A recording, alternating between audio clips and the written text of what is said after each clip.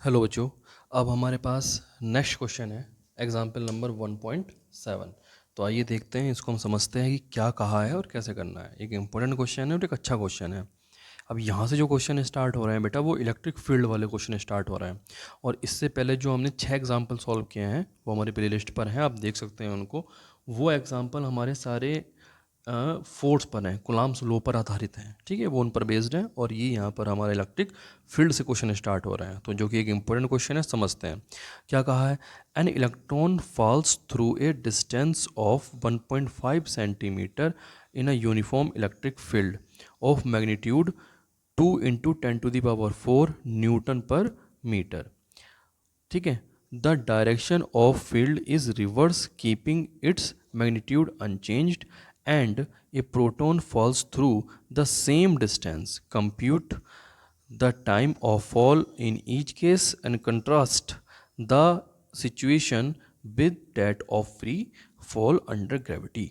तो इस क्वेश्चन को समझते हैं क्या बोला है। उन्होंने बोला है कि देखिए पहले बेटा फर्स्ट केस है इसका, कि यहाँ पर ऊपर नेगेटिव चार्ज है और नीचे कैसा है, पॉजिटिव चार्ज है। तो आपको पता है पॉजिटिव से नेगेटिव की तरफ इलेक्ट्रिक फील्ड लाइंस होती हैं, इलेक्ट्रिक फील्ड की डायरेक्शन होती है।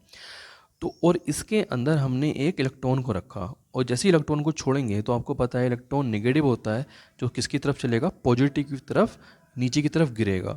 तो उसको यहाँ से नीचे गिरने में कितना टाइम लगेगा, और बीच की डिस्टेंस दी है यहाँ से लेकर यहाँ तक की 1.5 सेंटीमीटर, 1.5 मीटर का बीच का, 1.5 सेंटीमीटर की क्या है बेटा बीच की डिस्टेंस है। ठीक है, पहले तो हमें ये टाइम निकालना है। फिर इसके बाद हमें क्या कहा है, उन्होंने कहा है कि इस बार हमने डायरेक्शन को बेटा हमने चेंज कर दिया है। इस बार बेटा हमें चेंज कर दिया है, हमने डायरेक्शन को चेंज कर दिया है। ऊपर पॉजिटिव और नीचे कैसा है बेटा हमारा नेगेटिव है। तो इसमें क्या काम करा है बेटा, इसमें इन्होंने बोला है कि अब डायरेक्शन चेंज हो जाएगी लेकिन वैल्यू सेम रखी है ना। मैग्नेट जो तुम्हारा इलेक्ट्रिक फील्ड है उसकी वैल्यू सेम है, उसको चेंज नहीं किया है, बस डायरेक्शन को चेंज किया है। तो पॉजिटिव से नेगेटिव की तरफ इस बार नीचे की तरफ हो जाएगा इलेक्ट्रिक फील्ड। और इसमें इस बार क्या रखा है, प्रोटॉन रखा है। तो प्रोटॉन नेगेटिव की तरफ चलेगा, नीचे की तरफ गिरेगा। डिस्टेंस यहाँ पर भी सेम है, तो कितना टाइम लगेगा प्रोटॉन को नीचे गिरने में, तो वो हमें निकालना है। इलेक्ट्रॉन को गिरने में कितना टाइम लगेगा वो निकालना है इस वाले केस में, और यहाँ पर प्रोटॉन को गिरने में कितना टाइम लगेगा वो निकालना है। तो देखते हैं क्वेश्चन कैसे सॉल्व होगा, आइए। तो देखते हैं बेटा कि क्वेश्चन में इन्होंने क्या दिया है।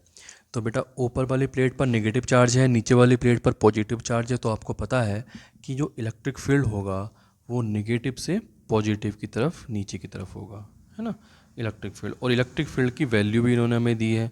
वो वैल्यू दी है बेटा 2 × 10⁴ न्यूटन पर गुलाम।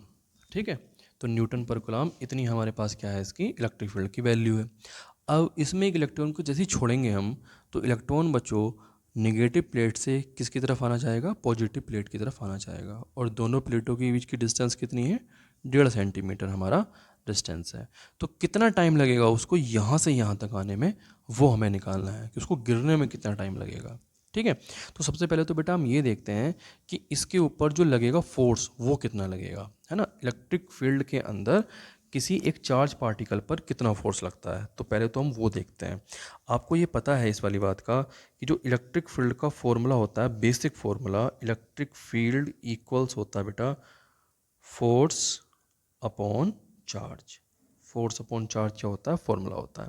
अगर यहाँ से मैं फोर्स की वैल्यू निकालता हूँ तो इसके नीचे कुछ नहीं है, तो 1 ऐड कर लेंगे, तो F की मल्टीप्लाई 1 में, तो F इक्वल हो जाएगा बेटा हमारे पास Q क्रॉस मल्टीप्लाई करके E। तो फोर्स कितना निकल कर आएगा, QE के बराबर निकल कर आएगा। ठीक है, और इस इलेक्ट्रॉन पर फोर्स कहाँ लगेगा, जो फोर्स लग रहा है QE, ये कहाँ लगेगा, नीचे की तरफ, क्योंकि ये पॉजिटिव की तरफ चलना चाहेगा। तो इस पर जो फोर्स की वैल्यू आ रही है बेटा, वो आ रही है हमारे पास QE के बराबर आ रही है। ठीक है, अब हम ये देखते हैं कि जो Q है वो चार्ज है, और चार्ज पार्टिकल क्या है, यहाँ पर इलेक्ट्रॉन है। और इलेक्ट्रॉन का चार्ज कितना होता है, इलेक्ट्रॉन का चार्ज होता है E के बराबर। ठीक है, माइनस होता है लेकिन हम साइन नहीं ले रहे हैं, इस साइन का मतलब डायरेक्शन। तो डायरेक्शन तो पॉजिटिव की तरफ होगी, तो बस हमने यहाँ पर मैग्नीट्यूड लिया है। तो F इक्वल कितना हो जाएगा हमारे पास, E और E, ये हमारे पास फोर्स लगेगा। अब हम जानते हैं इस वाली बात को, जो फोर्स का बेसिक फॉर्मूला है क्लास 11 से, फोर्स इक्वल होता है F इक्वल ma, है ना। तो यहाँ लगा देते हैं फोर्स की जगह। तो जैसे फोर्स की जगह लगाएंगे हम एम ए इक्वल ई और ई, तो जो m है वो होगा कहाँ चला जाएगा बेटा, डिवाइड में। तो a इक्वल आ जाएगा ई अपॉन m, है ना, ये आ जाएगा। और m क्या है, मास, किसका मास, जो पार्टिकल जा रहा है उसका मास होगा। तो यहाँ पर पार्टिकल कौन है, यहाँ पर पार्टिकल है इलेक्ट्रॉन, तो ये किसका मास है बेटा, इलेक्ट्रॉन का। ठीक है, ठीक है। अब हमारे पास ये क्या निकल कर आया बेटा, एक्सेलेरेशन निकल कर आया है।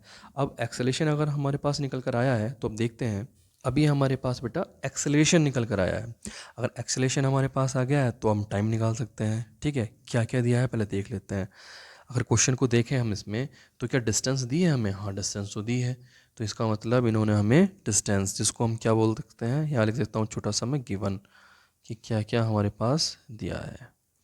सबसे पहले देखें हम, क्या डिस्टेंस हमारे पास एस की वैल्यू दी है, वो कितनी है 1.5 सेंटीमीटर। इसको चेंज कर सकते हैं, हो जाएगा हमारे पास 1.5 को अगर हमें मीटर में चेंज करना है तो 100 से डिवाइड करते हैं इसको, है ना। तो 100 से डिवाइड कर लें, या फिर हम इसको पावर में लिख सकते हैं 10⁻⁻2 मीटर, ये भी लिख सकते हैं इस तरह से। या तो 100 से डिवाइड कर लेते हैं इसको, या फिर हम इसको पावर को -2 लिख सकते हैं, तो ये मीटर में चेंज हो गया है। तो इसकी वैल्यू दी है हमें। ठीक है, और साथ ही साथ हमारे पास एक्सेलेरेशन भी है। एक्सेलेरेशन है हमारे पास ई अपॉन एम, एक्सेलेरेशन हमारे पास है, डिस्टेंस हमारे पास ही है। क्या इनिशियल कोई वेलोसिटी है, नहीं, बस हमने इसको यहाँ पर रखा है, अपने आप चलेगा, तो रेस्ट से चलेगा, है ना। तो इसके पास इनिशियल वेलोसिटी को u कहते हैं, u की वैल्यू कितनी होगी हमारे पास, 0 होगी।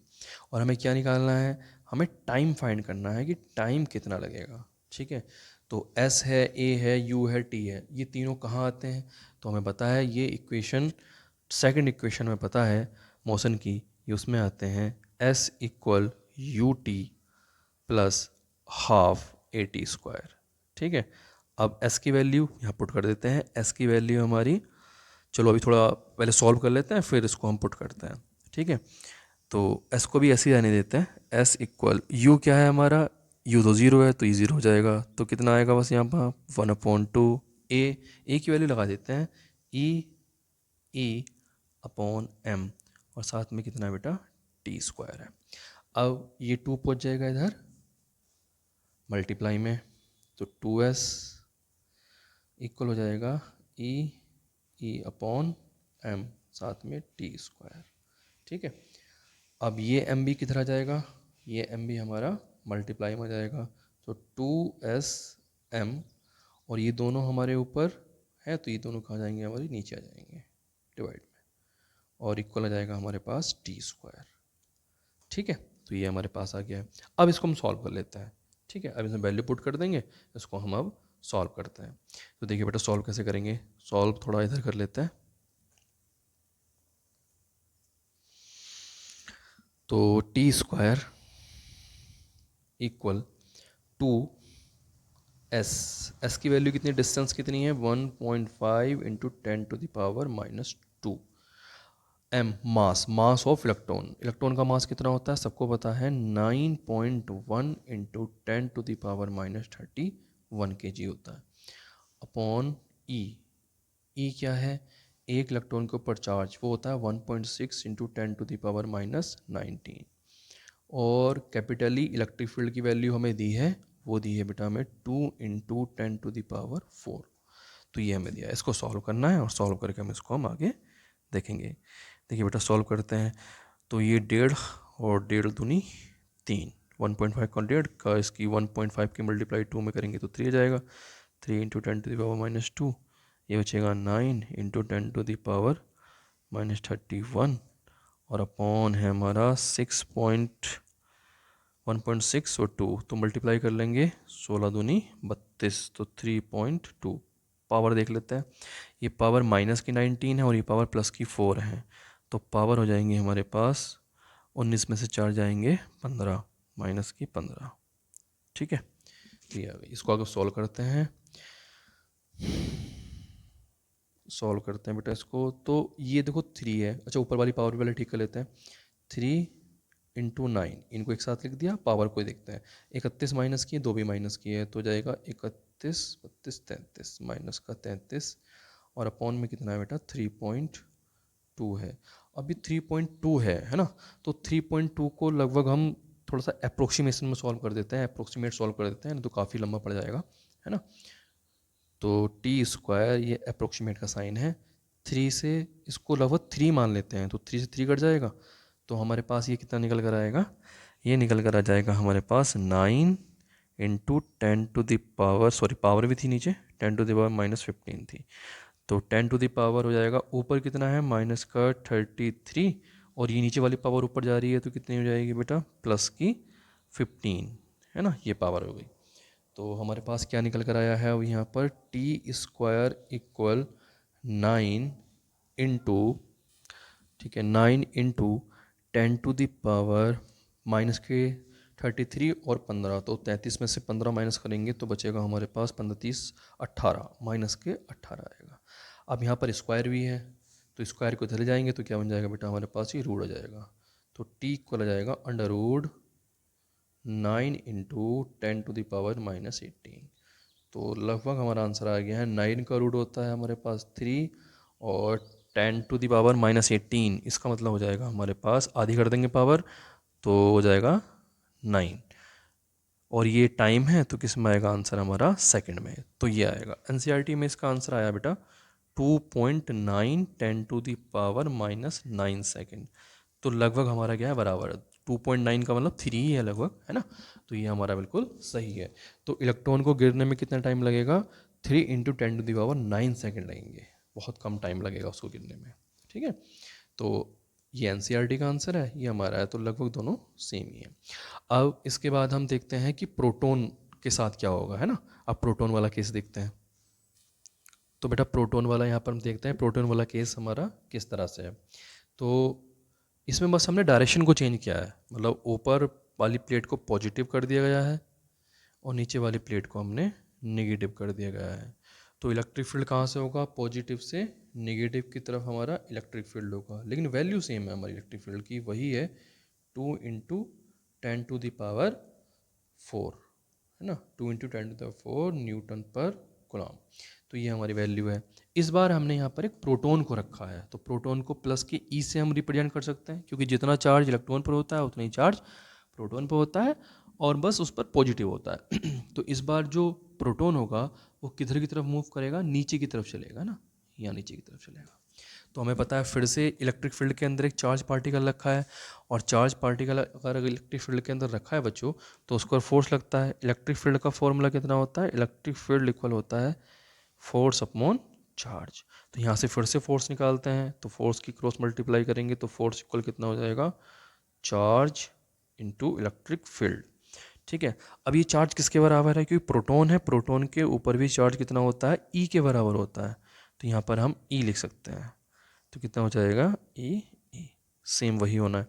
अब हम यहाँ पर देखते हैं फिर से कि जो ये चार्ज पार्टिकल है हमारा प्रोटॉन, इस पर फोर्स किधर लगेगा, है ना, तो ये प्लस का होता है तो कहाँ जाएगा, नीचे की तरफ, माइनस की तरफ आएगा नीचे की तरफ, तो फोर्स नीचे की तरफ लगेगा, है ना। इस पर फोर्स काम कर रहा होगा, और उस फोर्स की वैल्यू कितनी है, ई के बराबर है, सेम वही है। डिस्टेंस कितनी है, डिस्टेंस भी इसकी वही है दोनों प्लेटों की, 1.5 सेंटीमीटर, 1.5 सेंटीमीटर है। तो आइए सॉल्व करते हैं फिर से। एफ़ की जगह वैसे ही करेंगे जैसे सेम पहले किया है, एफ़ की जगह एम ए आएगा इक्वल ई और ई आएगा, एम पहुंच जाएगा डिवाइड में, तो ए इक्वल हो जाएगा ई अपॉन एम, और यहाँ पर एम किसका मास है, ये प्रोटॉन का इस बार मास रहेगा, ठीक है। इसी वजह से आपका आंसर अलग आएगा, क्योंकि बाकी सब तो सेम ही है, बस इस बार जो मास है वो इलेक्ट्रॉन का नहीं है, इस बार मास प्रोटॉन का है। तो देखते हैं कैसे सॉल्व होगा। तो हमारे पास ये तो आ चुका है, देखते हैं कि हमारे पास क्या क्या दिया है।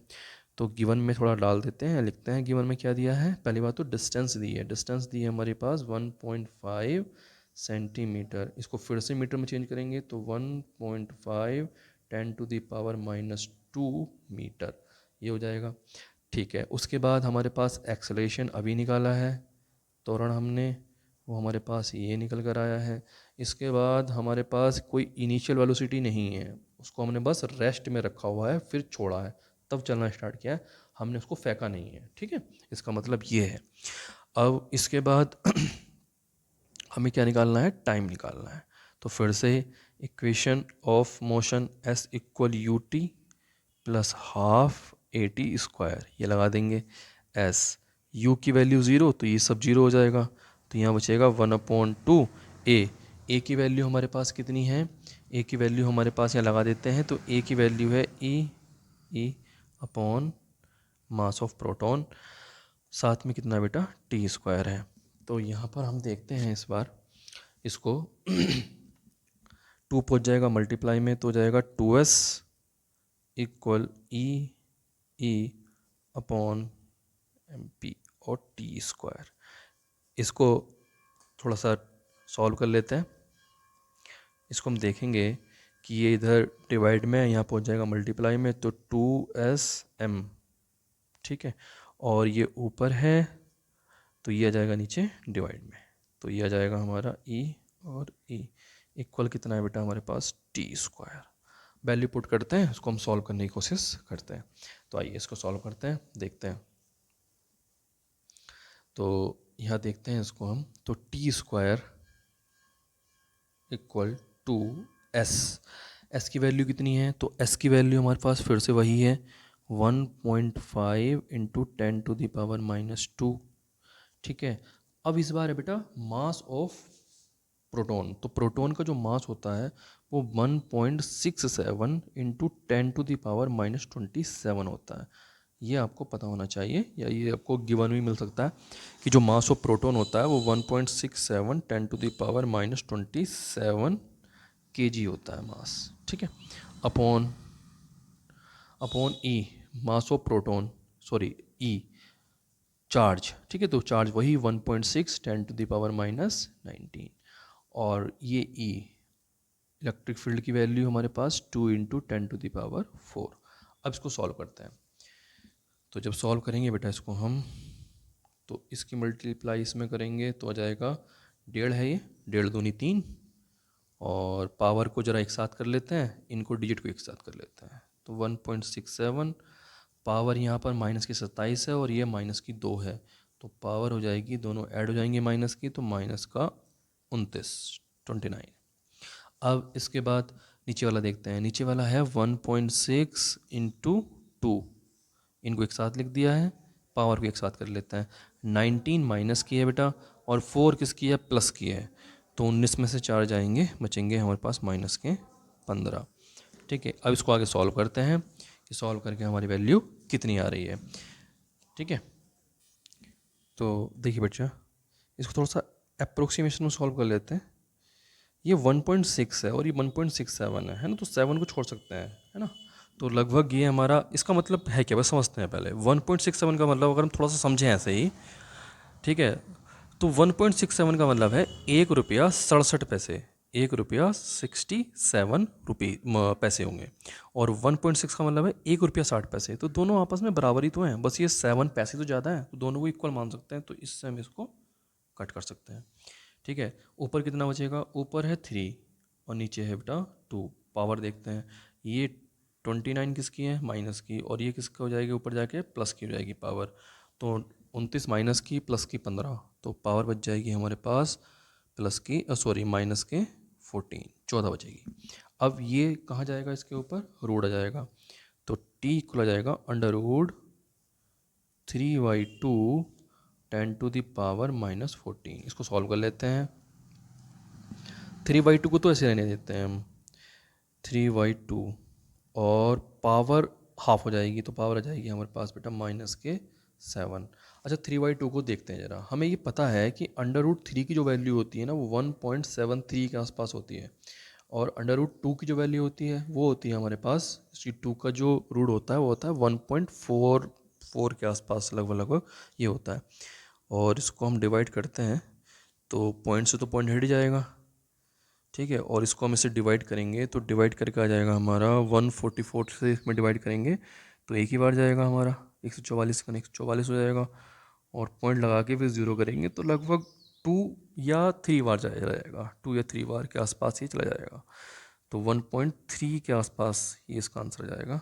10⁻ कितना हो जाएगा हमारे पास, -7 हो जाएगा, ठीक है, और ये हो जाएगा सेकेंड। तो इतना आंसर हमारा आएगा। एनसीईआरटी में भी लगभग यही आ रहा है, 1.3 × 10⁻⁻7 इसका आंसर आ रहा है। तो इतना टाइम लगेगा बेटा प्रोटॉन को नीचे गिरने में, और इलेक्ट्रॉन को नीचे गिरने में कितना टाइम लग रहा था वो हम देखते हैं। तो हमने पीछे किया था, इलेक्ट्रॉन को नीचे गिरने में जो हमारा टाइम आया था, ये टाइम है प्रोटॉन का। अच्छा, कंपेयर कर लेते हैं। और जो इलेक्ट्रॉन का टाइम आया है हमारे पास, इलेक्ट्रॉन का टाइम हमारे पास आया था, हाँ, 3 × 10⁻⁹ सेकेंड आया था। ठीक है, तो इसमें इलेक्ट्रॉन का टाइम तो इससे बहुत कम आ रहा है ना, ये तो कम है इससे। तो इसका मतलब क्या है कि टाइम ऑफ इलेक्ट्रॉन जो है वो कम है, less than time of proton. तो प्रोटॉन के टाइम से इलेक्ट्रॉन का टाइम क्या है बेटा, कम आया है। इसका मतलब ये है कि जो प्रोटॉन को नीचे गिरने में ज़्यादा टाइम लगेगा किससे, इलेक्ट्रॉन से। ऐसा क्यों हो रहा है, ऐसा इसलिए हो रहा है क्योंकि प्रोटॉन जो है वो इलेक्ट्रॉन से हैवी है। जो प्रोटॉन का मास है, ऐसा क्यों हो रहा है, अगर टाइम ज़्यादा क्यों लग रहा है, कि प्रोटॉन का मास ज़्यादा होता है इलेक्ट्रॉन के मास से।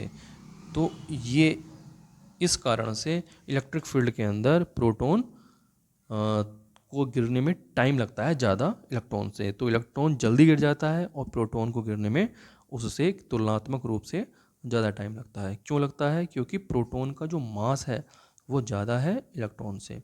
अच्छा, इस क्वेश्चन में उन्होंने ये भी हमसे बोला था कि ग्रेविटी से इसकी हमें कंपेयर करनी है। तो आपको पता है क्लास 11th में जो ग्रेविटी हमने पढ़ा था, तो ग्रेविटी में बच्चों जो फ्री फॉल होता है, जब किसी भी ऑब्जेक्ट को हम, जहाँ एयर ना हो, है ना, वैक्यूम हो, उसमें अगर हम दो ऑब्जेक्ट को ऊपर से गिराते हैं, अगर एक स्टोन हो हमारे पास, एक पत्थर हो, और दूसरा अगर हमारे पास किसी चिड़िया का एक पंख हो, है ना, थोड़ा सी बना देता हूँ रफ समझाने के लिए, चिड़िया का पंख या कोई पत्ता हो, तो बेटा ये दोनों सेम टाइम पर नीचे गिरते हैं। ठीक है, चाहे ये इस पत्थर का वजन 10 kg हो और इस पंख का जो वजन है मान लीजिए हमारा 1 ग्राम हो, तब भी इन दोनों को नीचे ग्राउंड तक आने में सेम ही टाइम लगता है ग्रेविटी में। तो ग्रेविटी में जो फ्री फॉल होता है और जो इलेक्ट्रिक फील्ड के अंदर फ्री फॉल होता है, इन दोनों में बस यही अंतर है कि जो ग्रेविटी में जो फ्री फॉल होता है वो मास पर डिपेंड नहीं करता है, जबकि जो इलेक्ट्रिक फील्ड के अंदर फ्री फॉल होता है वो मास पर डिपेंड करता है। जितना हैवियर पार्टिकल होगा उतना ज़्यादा टाइम ज़्यादा लेगा इलेक्ट्रिक फील्ड के अंदर, जितना भारी पार्टिकल होगा उसको गिरने में ज़्यादा टाइम लगेगा। ठीक है, तो इस क्वेश्चन को आप कीजिए, इसको समझिए, और एक अच्छा क्वेश्चन था। फिर नेक्स्ट क्वेश्चन में मिलते हैं।